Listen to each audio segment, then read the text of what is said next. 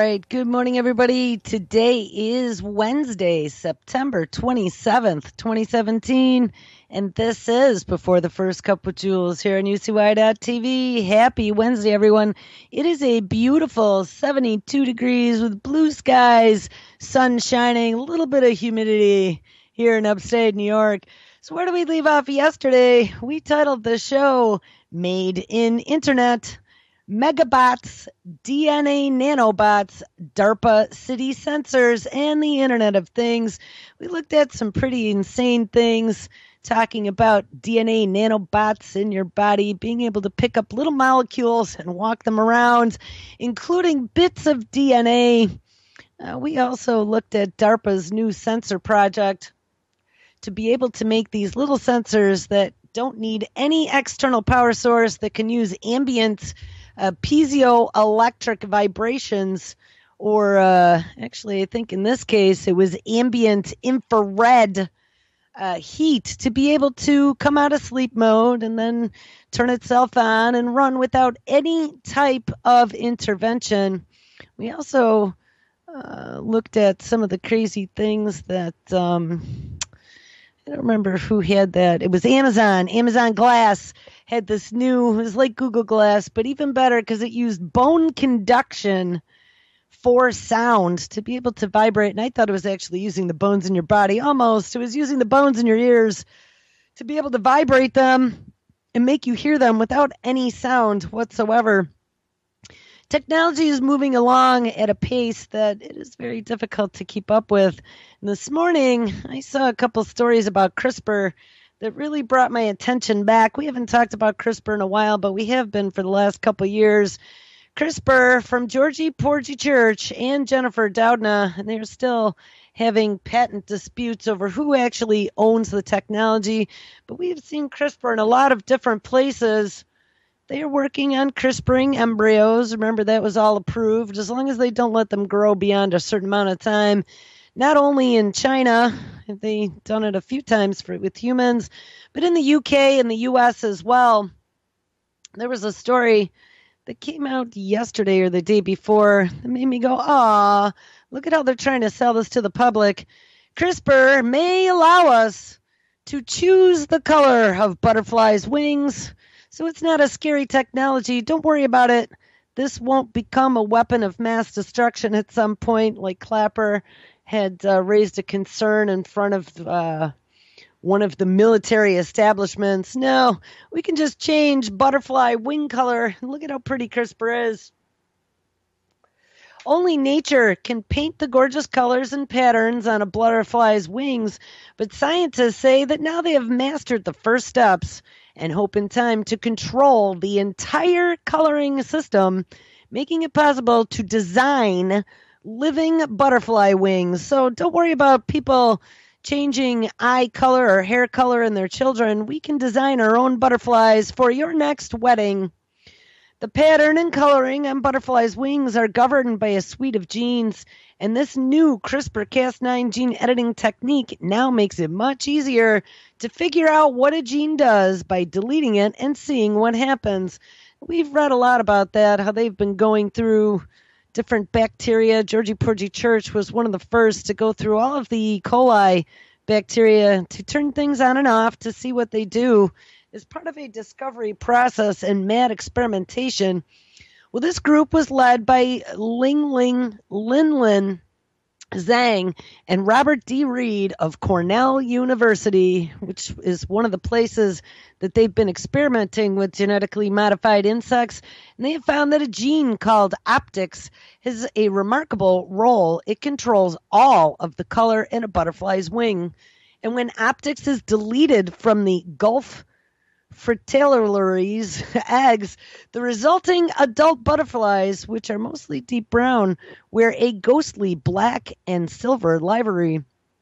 Species involved in different forms, and the work of these two groups show that genes like the WNTA and the optics are master genes that control the activity of other genes and can evolve very different roles in the species. So we can change the color of butterfly wings, so that's going to sell it to the public. But remember, too, they have been tinkering with humans. And like I said, they've only been allowed to grow in petri dishes to just a few weeks. And then they have to get rid of them. Well, now gene editing could result in more successful birth rates. Let's put a positive spin on this. Don't worry about the fact that we had all these off-target mutations just recently with CRISPR. We can make more successful births. In the first study of its kind, they have used CRISPR to understand human embryo development. Gene-edited human embryos are offering new insights into the earliest stages of development. So don't worry about the ethics of it. We are going to cure you at some point in the future and could reduce the risk of miscarriage at the onset of pregnancy. In a new study, researchers from the UK's Francis Crick Institute used CRISPR-Cas9 to block a gene known as OCT4 in human embryos. By stopping it from functioning, the researchers saw that it is no longer producing its resulting protein, also called OCT4, and as a result, the human embryos ceased to attach or to grow sufficiently. Their findings, published in the journal Nature, illustrate the importance of the gene in human development. So finding another one of those little chinks in the human armor. Usually, this type of study is conducted on mice, which are easier to come by than humans and carry less ethical considerations. But in this case, scientists knocked out the gene in 41 human embryos donated by couples who had undergone in vitro fertilization. And the researchers claim that the switch allowed them to highlight the key differences between the role of OCT4 in humans and in mice. The team is also hoping that their findings can help scientists better grasp why some women suffer more miscarriages than others. And additionally, the study could also increase the rate of successful IVF procedures. Or I was thinking to myself, double-edged sword, can also help them understand how to terminate pregnancies when they decide that the planet is overpopulated. This is not the first time scientists have used human embryos. Earlier this year, a team of researchers from Oregon became the first to use CRISPR to cut out genes that caused an inherited disease in humans. Before that, scientists in China utilized the technique to repair a gene that can bring about a fatal blood disorder. We read about another one that actually could cure blindness, but that's where the off-targets happened. This new study is being hailed as a compelling first step. We were surprised to see how crucial this gene is for human embryo development, ding ding, but we need to continue our work to confirm its role. Other research methods, including studies in mice, suggest a later and more focused role for OCT4, so our results highlight the need for human embryo research. I mean, this is like total Frankenstein's. Not only are they trying to recreate the brain and make artificial synapses that can think and learn all by themselves, but they are tinkering with human embryos to see what changes they can make to be able to effect a change, and as well as other insects and things of that nature in our environment. Remember, we had read about them looking now to potentially genetically modify bed bugs to make them easier to kill. This story was in a feed of mine this morning. It is from February 24th, 2017. It made me think of the story that we covered about Georgie Porgy Church and their development of CRISPR'd human pig hybrids in order to grow organs for those of us who might need an organ transplant at some point in the future. And it has a much better ability to not be rejected. CRISPR'd pigs make rare disease-resistant bacon. Homer Simpson once referred, of course, unknowingly, to the pig as a magical, mystical creature. And for many, culinary speaking, that is right on the mark. And yet, as health officials and farmers view the enchanted porcine differently, in addition to mammals having been a haven for zoonotic diseases that often spread to humans, and there was another issue with the pig organs that they were CRISPRing out of it.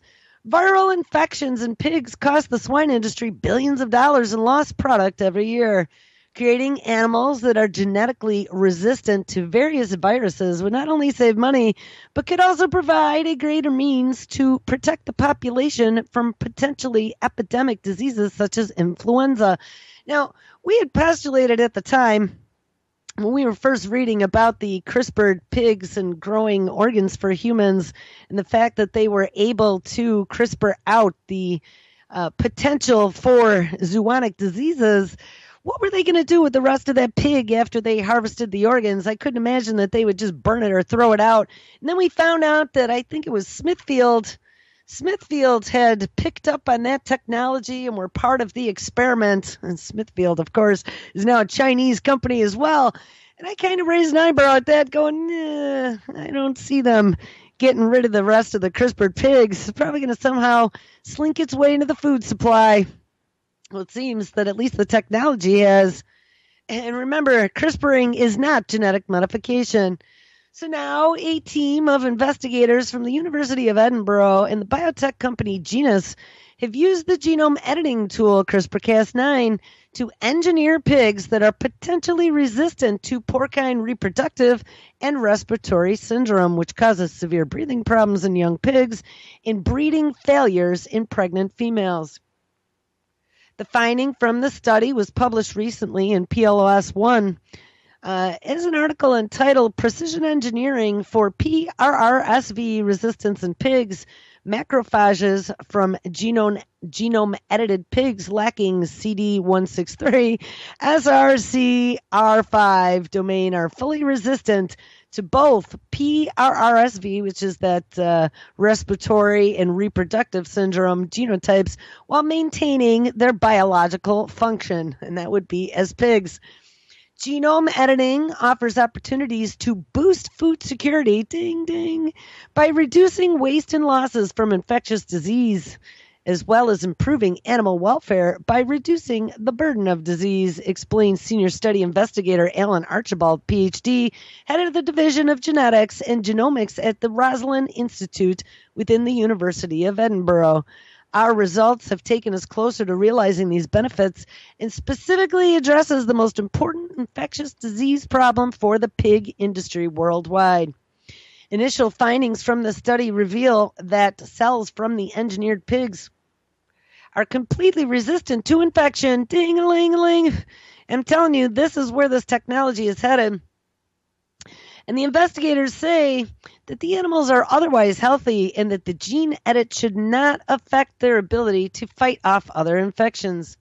Previous studies have shown that the PRRS virus targets macrophages, specifically a molecule on the surface of these cells called the CD163, which plays a role in enabling the PRRS virus to establish an infection.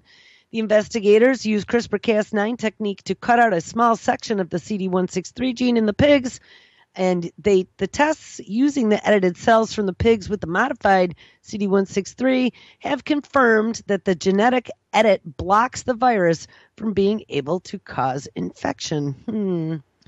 And don't think this is just for the welfare of the pigs. This is an experiment to see if we just cut this little protein or whatever it is and splice and dice out the little piece where the infection gets a foothold. Maybe we could make this a disease-resistant pig eventually to be utilized in humans. The research team is looking ahead toward the next stage of the study, in which they will test whether the pigs are resistant to infection when exposed to the virus. We haven't quite done that yet. Previous work by a different research group produced pigs that lacked an entire CD163 molecule and did not become ill when exposed to the virus. However, in this latest study, only a section of the CD163 that interacts with the PRRS virus was removed, allowing the molecule to retain its other biological functions. The PRRS is endemic in most pig-producing countries worldwide, and vaccines have mostly failed to stop the spread of the virus. So remember, vaccinations have failed us, and that is something that we have been seeing for a while now with vaccine shedding and other things. You know, the technology they tried to sell us that came out of the biowarfare division to act in a defensive posture against evolving threats on the homeland or from abroad. Those vaccines have not been living up to their promise. Now we have to find another way. DARPA has been involved in finding ways to genetically modify things since they were tinkering at Plum Island in Fort Detrick, Maryland. We found out in an interview in 1982. So this is where this is all headed. Remember the shape-shifting immune system that DARPA had been working on. The results further the case for the CD163 and the PRSS virus infection. It demonstrates that the targeted removal of the viral interacting domain can confer resistance while the remainder of the protein is present. Well, we had a story back from May 29, 2017. CRISPR gene editing can cause hundreds of unintended mutations, and that was the time to get into CRISPR stock if there was any time. As CRISPR-Cas9 starts to move into clinical trials, a new study published in Nature Methods has found that the gene editing technology can introduce hundreds of unintended mutations into the genome. We feel that it is critical that the scientific community considers the potential hazards of all of the off-target mutations caused by CRISPR, including single nucleotide mutations and mutations in non-coding regions of the genome. Says co-author Stephen Sang, MD and PhD at Columbia's Institute of Genomic Medicine and the Institute of Human Nutrition. CRISPR-Cas9 editing technology, by virtue of its speed and unprecedented precision, has been a boon for scientists trying to understand the role of genes in diseases. And this technique has also raised hope for more powerful gene therapies that can delete and repair flawed genes, not just add new genes, because if they added new genes, that would be considered genetic modification. The first clinical trial to deploy CRISPR is now underway in China, and the U.S. trial is slated to start next year. But even though CRISPR can precisely target specific stretches of DNA, it sometimes hits other parts of the genome. Most studies that search for these off-target mutations use computer algorithms to identify the areas most likely to be affected and don't examine the entire genome. Whoops. These predictive algorithms seem to do a good job when CRISPR is performed in cells or tissues in a dish, but whole genome sequencing has not yet been employed to look for off-targets in living animals, which was kind of a big oops. In the new study, the researchers sequenced the entire genome of mice that had undergone CRISPR gene editing in the team's previous study and looked for all the mutations, including those that only altered a single nucleotide. The researchers determined that CRISPR had successfully corrected a gene that caused blindness, but Kelly Schaefer, PhD student in the lab of Vint Mahajan, PhD associate professor of ophthalmology at Stanford University and co-author of the study, found that the genomes of two independent gene therapy recipients had sustained more than 1,500, it's not hundreds, but thousands of single nucleotide mutations and more than 100 larger deletions and insertions that probably shouldn't have been there. None of these DNA mutations were predicted by the computer algorithms that are widely used by researchers to look for off-target mutations. But don't worry about that, because the fix is in. September 20th, 2017, out of Berkeley News, where Jennifer Doudna is located. Discoveries help engineers more accurately edit for CRISPR.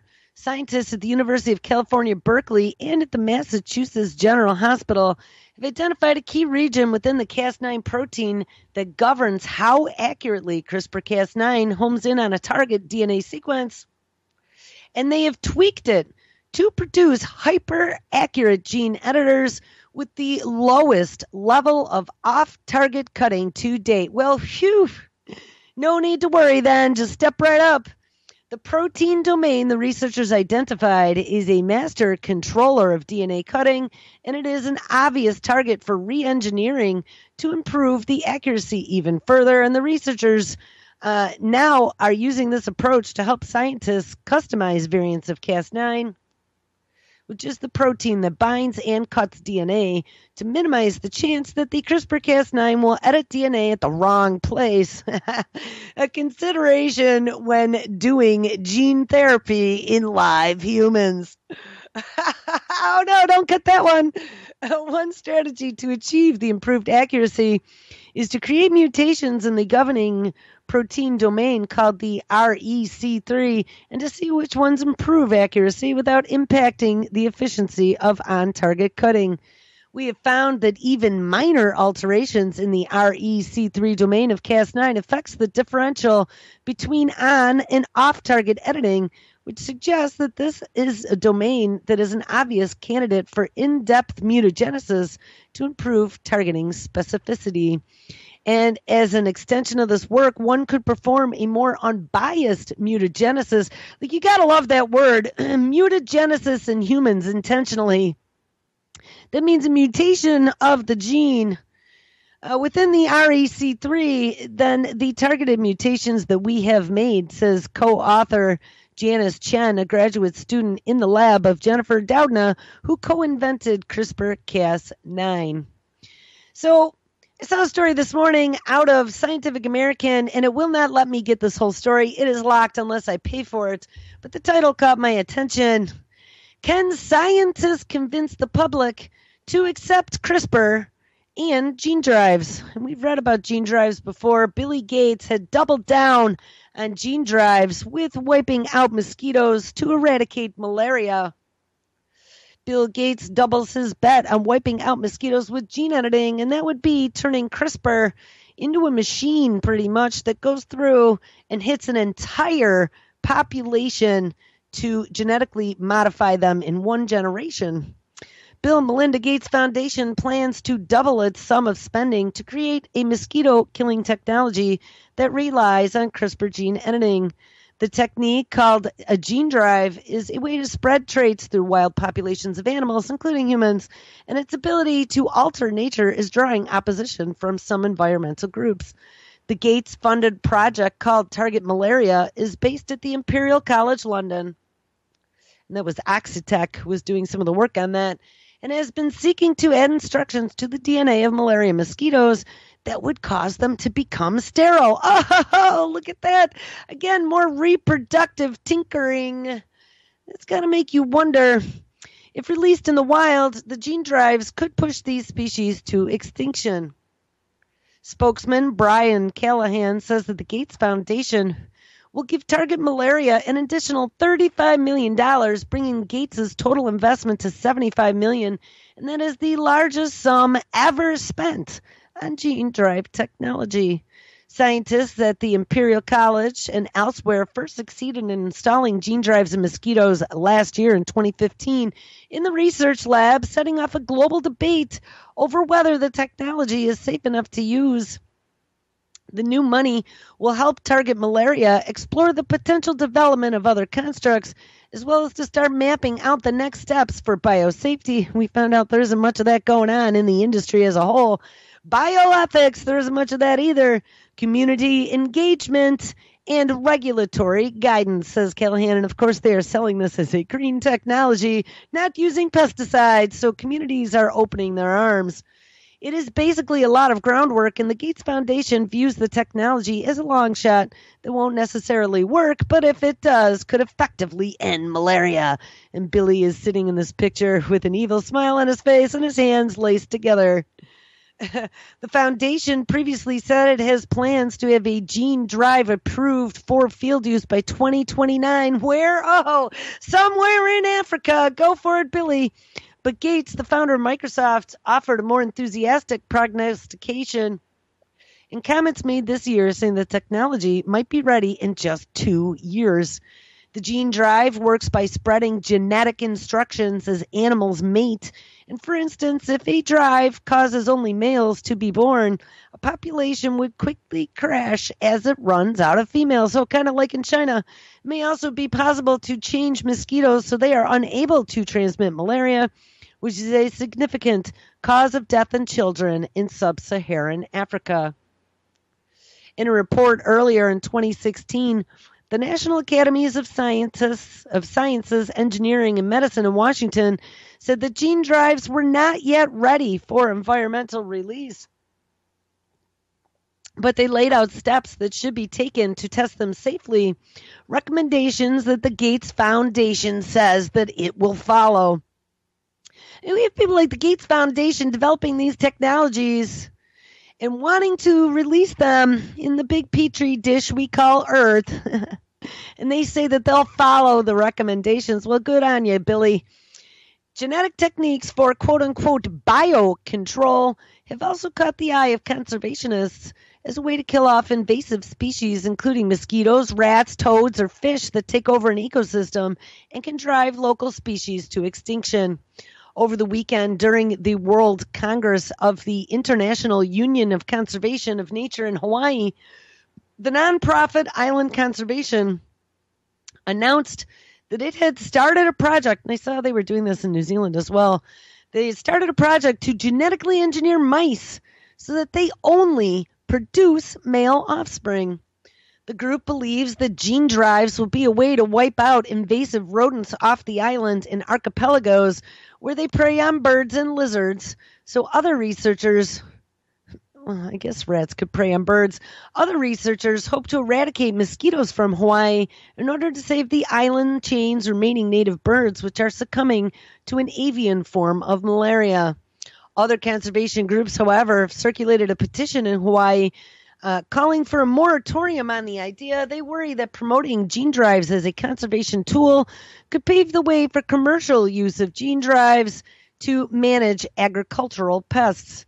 Genetic extinction technologies are a false and dangerous solution to the problem of biodiversity loss, says Eric Pinka, president of the Friends of the Earth, in a statement signed by an anti-GMO campaigners that call the technology reckless. And I would second that opinion. Heath Packard, a spokesman for Island Conservation, says that his group is willing to consider the technology because 90% of the world's island chains, are infested with rodents, and this has previously eradicated rats from some islands, including the Galapagos, using poison bait, but efforts to poison rats are expensive, hard to pull off on larger islands, and could create risks for all the animals that eat them. Yeah. So what is a gene drive? Well, gene drive FAQs put out by the Weiss Institute of Genetically Inspired Engineering, or Biologically Inspired Engineering, of which Georgie Porgy Church is a part of. Gene drives, they pass on a genetic element to offspring, and it could cause multitudes of things. They could cause males to be born so there are no females to reproduce. It could also cause genetic switches that when they are flipped, and in one case you read about the Oxitec with the tetracycline requirement, if they don't receive their tetracycline, the embryos will wither up and die. Do we think that this is a good technology? And what right do we have to alter other species to extinction? Well, that is a question. And this is a scary side of where some of the eugenics comes in, is they are phenotyping and DNA typing each and every one of us and putting us into databases and determining what is a good reproductive stock and what isn't. It makes you wonder what these technologies can be used for. Well, U.S. defense agencies are now grappling with gene drives and this technology that can quickly spread genetic modifications. They could potentially be utilized as a weapon. The Jason scientists, which Annie, I don't remember her last name, Annie Jacobson had talked about in her book about DARPA. The Jason scientists, an elite group of scientists that advise the U.S. government on national security, has weighed in on issues ranging from cybersecurity to renewing America's nuclear arsenal. But in a meeting in June, the secretive group took stock of a new threat, and that would be gene drives, being funded by Bill and Melinda Gates Foundation, a genetic engineering technology that can swiftly spread modifications through entire populations and could help vanquish things such as malaria spreading mosquitoes. That meeting forms part of a broader U.S. national security effort this year to grapple with the possible risks and benefits of a technology that could drive a species extinct and alter an entire ecosystem. On July 19th of 2016, the U.S. Defense Advanced Research Project Agency, more affectionately known as DARPA, announced a $65 million in funding to scientists studying gene editing technologies. Though most of this money will be used for work on gene drives. and a U.S. intelligence counterpart to DARPA, and that is IARPA. Georgie Porgy Church is working on barcoding neurons for them, is planning to fund research into detecting organisms that contain gene drives and other modifications. Every powerful technology is a national security issue, says Kevin Esvelt, an evolutionary engineer at the MIT Institute in Cambridge, who won DARPA funding to limit the spread of gene drives. You know, they create the technology and now they get lots of money to figure out how to prevent it. Esvelt also says that he attended last month's Jason meeting in San Diego, California, where he outlined how would-be bioterrorists might weaponize gene drives. But he is far more concerned about the potential for the accidental release of a gene drive organism by scientists, and bioterror is what I am worried about. So, too, is the U.S. military, according to Renee Wertzkin, the DARPA program office leader, in its Safe Genes initiative, which supports research on restraining gene drives. The technology has been developed in recent years for fruit flies, mosquitoes, and other organisms utilizing CRISPR gene editing. And a UK-based team, and that's the one we just read about, hopes to begin field tests of gene drives in mosquitoes, the main carrier of malaria in Africa, as soon as 2024. I've been very excited watching these advances, but I've noted with increasing concern with these advances and how they are outpacing our biosecurity. The Jason's gene drive discussion involved 20 scientists, according to Philip Messer, a population geneticist, ding, ding, at Cornell University in Ithaca, New York, who attended the meeting. And as a German citizen, he was identified as a foreign national and accompanied by an escort. Yeah, nice. We're bringing in the Germans again. I am not used to that kind of conference, says Messer, who says that he told the group about his lab's effort to study the evolution of resistance to CRISPR gene drives in fruit flies. We just had an open discussion about this technology and what we think the current state of the field was and what we think the problems are. Gerald Joyce, a biochemist at the Salk Institute in La Jolla, California, and a Jason member who says that Messer's co-organized the meeting, declined to comment on the meeting, which is likely to be a classified report. Under the DARPA program, 7 teams won 4 contracts. Asphalt plans to develop CRISPR gene editing in neotard worms, a fast-reproducing model organism that is designed to spread genetic modifications in a local setting and then fizzle out, a concept that other scientists are pursuing as well. He and the other teams receiving military funding also plan to develop tools to counter rogue gene drives that spread out of control. And we read about a story a while ago about them locking our genomes down, such as digital rights management. And such a method includes chemicals that block gene editing or anti-gene drives that can reverse a genetic modification or immunize unaltered wild organisms so that they are resistant to a gene drive. Those tools could combat a gene drive deployed to do harm, such as those that engineer insects to transmit diseases. And I've thought about that before in regards to those stink bugs. I was like, how hard would that be?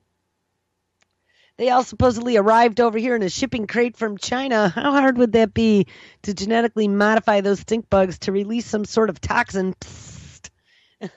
Just thought about that because, I mean, that's not beyond the technical capabilities now of what is going on in some of these dark labs down dark halls. But such countermeasures are far more likely to be deployed against accidental gene drive release from research labs, says Esfelt, and lax or non-existent biosafety guidelines. We read there really isn't much of any biosafety guidelines going on in this orgy for rewriting life on planet Earth. For working on gene drive organisms increases the odds of a release because they are so lax. Other efforts are afoot to fund work studying a national security implication of gene drives.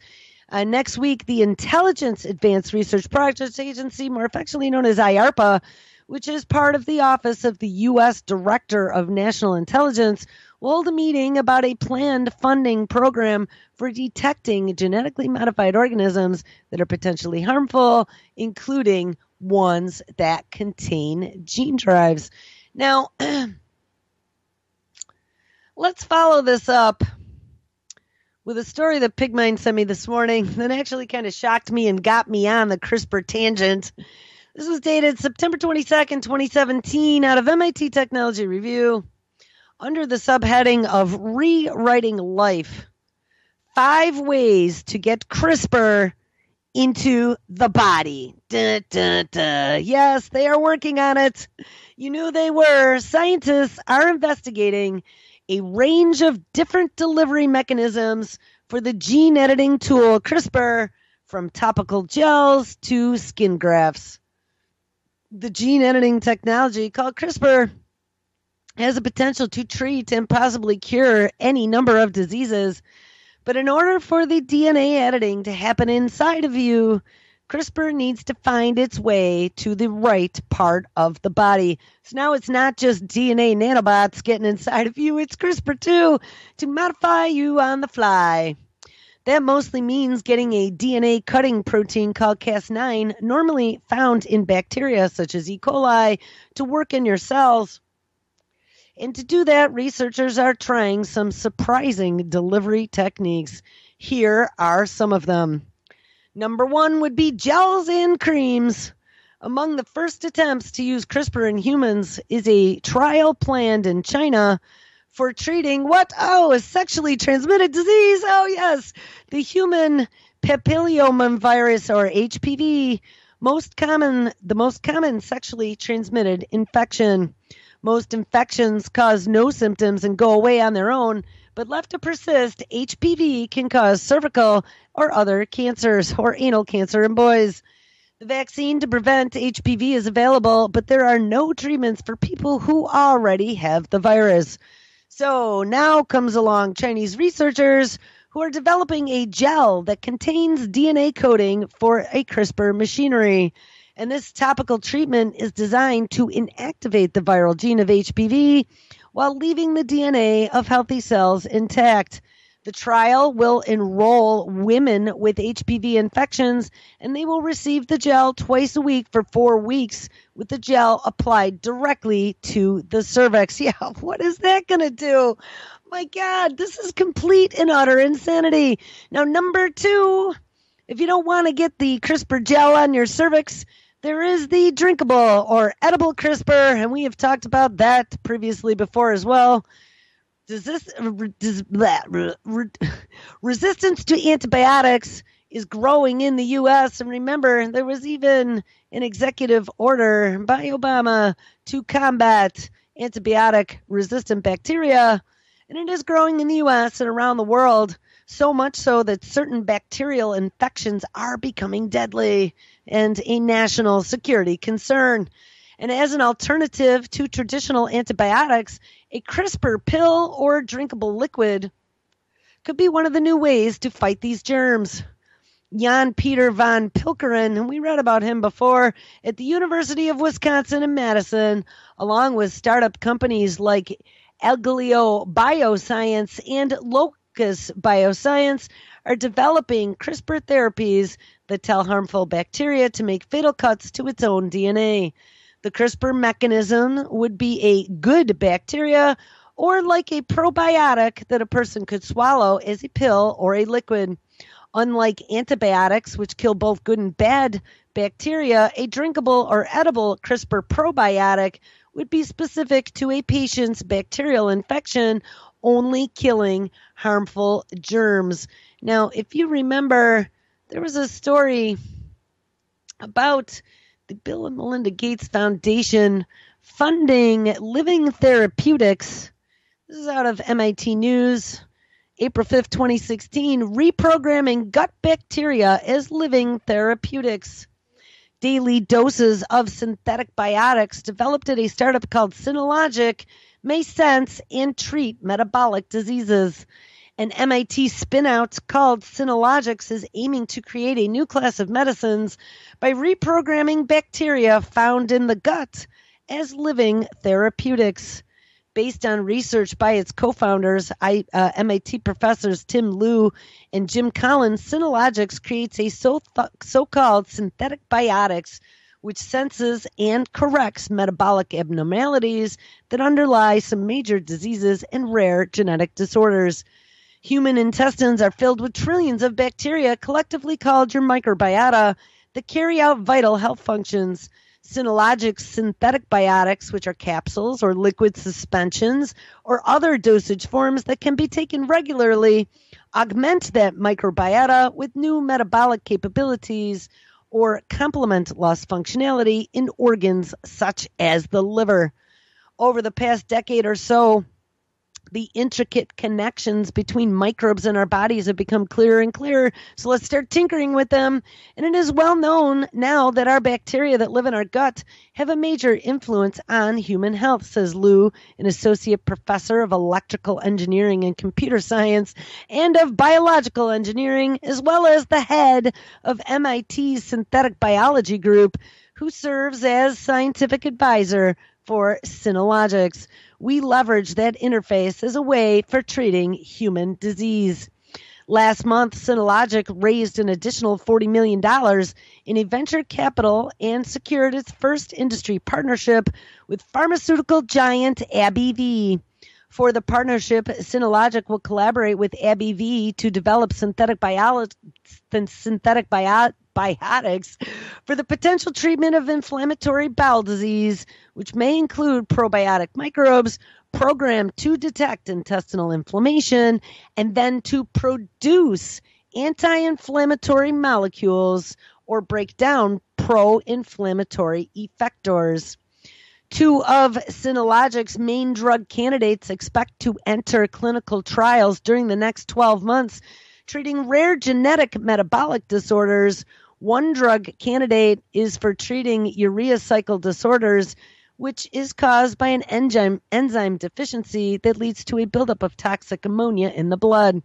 The other is for treating PKU, which involves a dangerous excess of amino acid phenylalanine due to a mutation in other metabolic enzymes.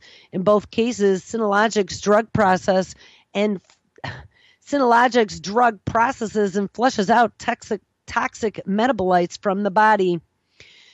Think of Synologic's drugs as biological thermostats where they can identify and regulate the temperature of a room inside of the body. The synthetic biotics detect and regulate the amount of an enzyme or a metabolic byproduct in the human body.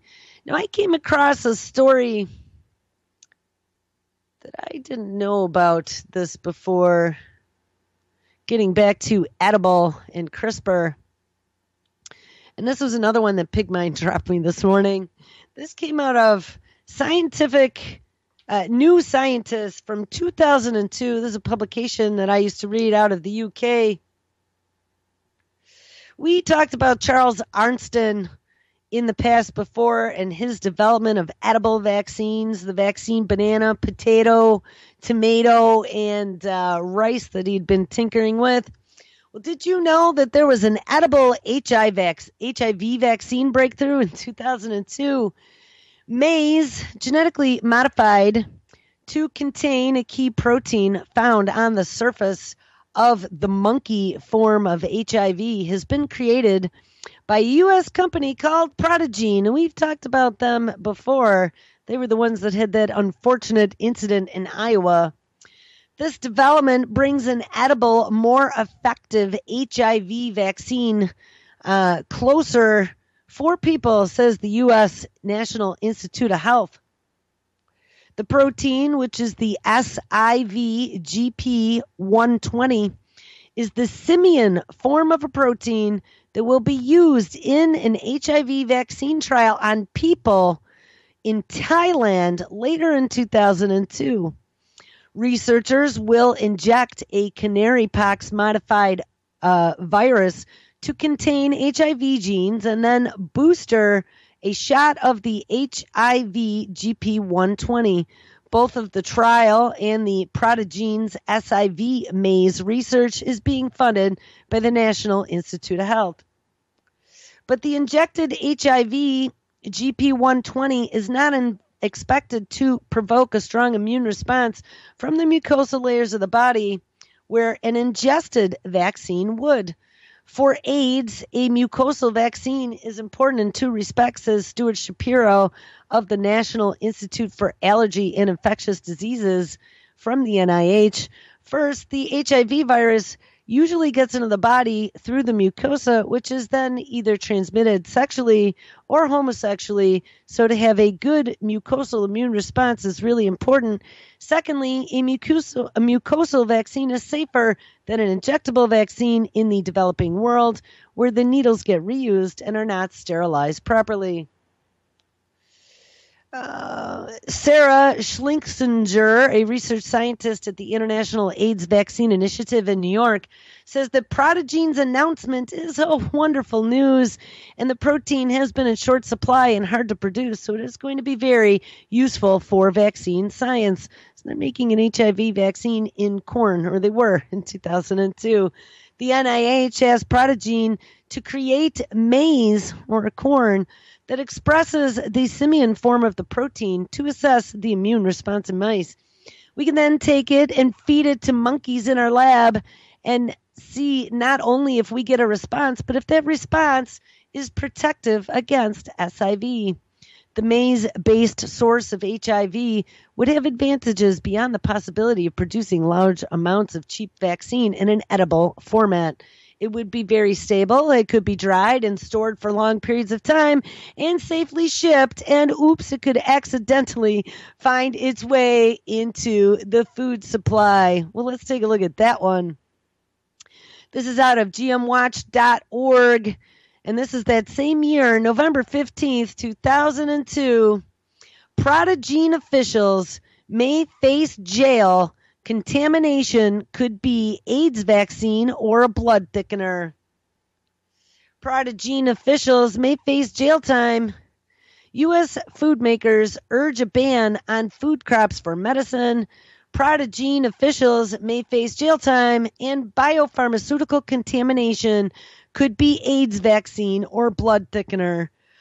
November 14th, 2002, U.S. food companies urged the government on Thursday to temporarily ban the use of corn, soybean, and other food crops to produce pharmaceuticals after a Texas company accidentally mixed its gene-altered corn with other crops. Protogene, Inc., a small biotech company experimenting with corn engineered to make medications for diabetes and diarrhea, and we also found out for AIDS, faces 2 federal investigations for contaminating other crops in Nebraska and Iowa. The National Food Processors Association said that the federal government should halt planting of gene-altered crops for pharmaceuticals until it imposes tougher regulations to prevent future incidents. Ding, ding, ding. There should be no testing of this kind unless you can get 100% confinement and containment. The risk is too high, says Rona Applebaum, the group's senior vice president of regulatory affairs. The Grocery Manufacturers Association of America, whose members include food makers such as General Mills, Kellogg, and Del Monte, said it was deeply concerned by Protogene's reported conduct. We strongly urge the biotech industry to direct its substantial research capabilities into investigating the use of non-food crops for the development of pharmaceuticals. Both the industry groups are supporters of biotech foods, such as corn engineered to repel pests or to produce a better quality crop, but they part company with biotech when it comes to growing so-called farm foods, spelled PHARM, next to crops destined for human or animal consumption.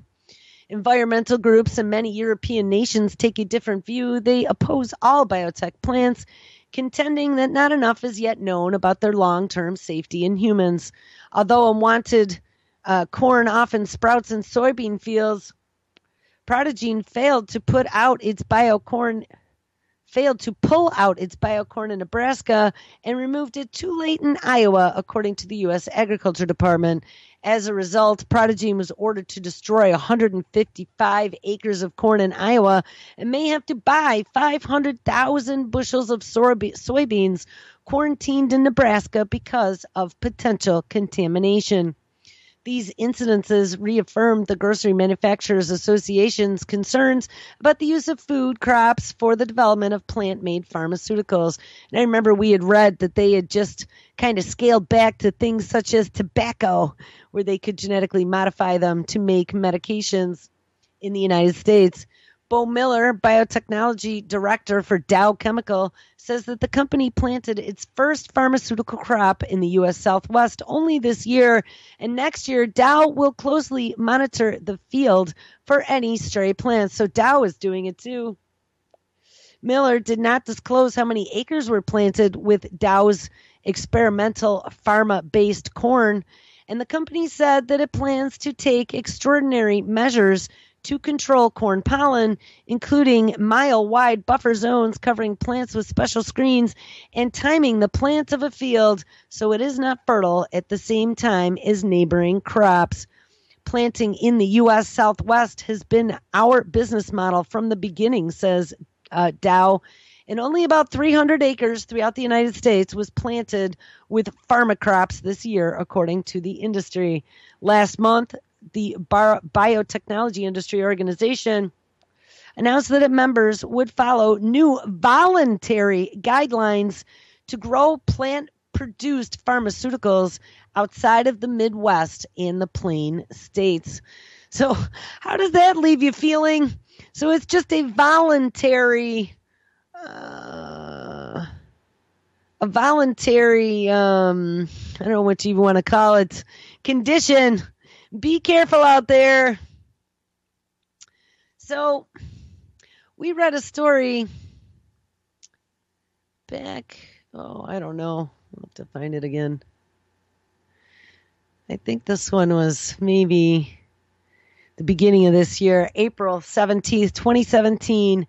Edible CRISPR could replace antibiotics. Researchers are developing a probiotic to make disease-causing bacteria self-destruct. As resistance to antibiotics grows in the U.S. and all over the world, researchers are looking for new ways to fight germs such as Colistrium difficile, that's the C. difficile, a bacterium that can cause fatal infections in hospitals and nursing homes. And one way to do this is to create a CRISPR pill that instructs harmful bacteria to self-destruct. CRISPR is a powerful gene editing technology that has been explored as a way to precisely edit human genes to cure diseases, but the technology's versatility is such that it is being studied for a huge range, large swaths of land of other diseases. Last week, scientists in Boston showed that they could craft CRISPR into a cheap, simple diagnostic test, and now scientists want to turn it into an ultra-precise antimicrobial treatment to, quote, specifically kill the bacteria of your choice.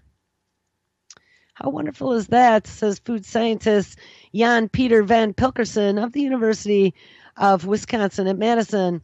While not a household name, C. difficile tops the U.S. Center for Disease Control and Prevention's list of urgent drug-resistant threats. And in 2015, a study by the agency found that the bug caused nearly 500,000 infections in Americans, including 15 million deaths. Now, hold the phone here, because I have a feeling that these are the boys. These are the boys who are working on it. A company named Eligo. Eligo has raised now $20 million to take bacteria-killing CRISPR drugs into the clinic. So we are going to start tinkering with it and utilizing it on people. Canosa Ventures and Seventure Partners have driven Eligo Bioscience to a $20 million Series A offering, and the round equips Eligo to move its CRISPR-enabled bacteria-killing candidate toward the clinic in a rare disease indication. Eligo raised the money on the strength of an in vivo proof of concept data suggesting that its lead drug can selectively kill bacteria in the gut. And the candidate achieves such selective killing through the use of CRISPR-Cas9 targeted at specific genetic sequences, such as those that code for a toxin or make a bacteria resistant to antibiotics. Ding! And guys, this is all a plan, and they want to just get this shit inside of you to be able to CRISPR us on the fly. If the sequence is present, then the Cas9 is going to cut, and the bacteria will not repair its DNA, so it will lead to the death of the bacteria. The potential for CRISPR-Cas9 to enable targeted attacks on bacteria, sniper shots compared to the antibiotic WMDs, has raised hopes that this gene editing technology can address antibiotic crises. It also attracted the attention of biotechs, including Locus Bioscience and multiple academic groups. Eglio's platform could enable it to go after troublesome drug-resistant bacteria such as MRSA, which they gave Elon Musk to send up on SpaceX to take to the space station to see if they can make it more virulent to help fight antibiotic resistance. But following a well-worn path, the biotech plans to validate its approach in a currently undisclosed rare disease caused by a pathogenic gut bacteria before branching out to tackle bigger indications. The relatively low cost of developing drugs in rare diseases means that Iglio expects the Series A and beyond its anticipatory entry into the clinic in early 2020 and through the next generation of phase 2 data in the rare disease. In theory, Iglio's platform can treat any disease for which a causal relationship with bacteria exists, and the upshot is an opportunity for Iglio's platform to address, and it could mushroom in the boom of microbiome research, and it uncovers more and more causal relationships. Iglio's work delivers its gene-snipping payloads, but it is at the foothills of opportunities beyond CRISPR-Cas9. Paris-based Eligo tried to overcome challenges by stripping back bacteriophages. We found a way to remove the genome of phages and replace it with a Trojan horse with synthetic DNA circuits that contain proteins we want to express. It's not a phage at all anymore. We've rewritten life. All right, guys. Have an awesome day. Catch up.